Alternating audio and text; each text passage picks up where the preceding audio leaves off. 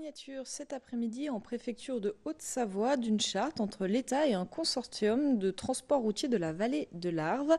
Un objectif clairement défini pour cette charte, permettre dès le début de l'année prochaine à 15 camions de rouler au gaz.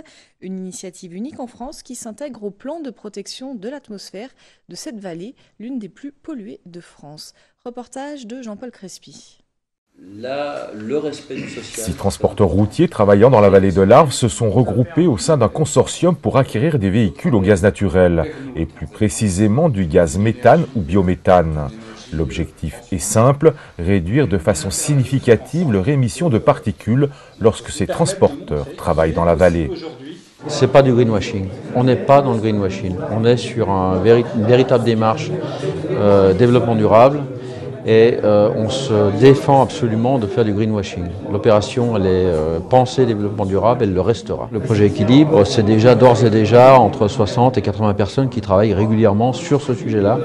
Grâce au travail qu'on a initié au départ, on est arrivé aujourd'hui à impliquer autant de personnes pour que justement on parvienne à nos objectifs.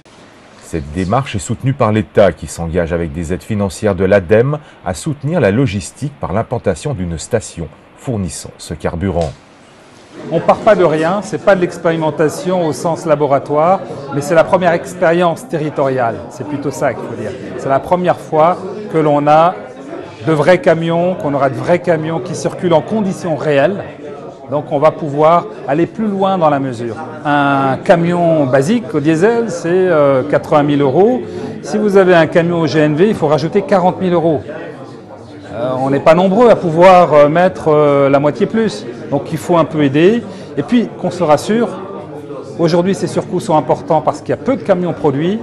Mais si on amorce la filière, si on développe les choses, ce surcoût va baisser. Comme toutes les innovations technologiques, à un moment donné, le surcoût baisse et ça devient commun. Mais il faut un effet de levier d'argent public et privé. Pour renforcer cette charte au profit de la qualité de l'air, les clients de ces transporteurs et leurs fournisseurs de gaz naturel ont rejoint le consortium. Tous ont ainsi décidé de rouler au gaz naturel.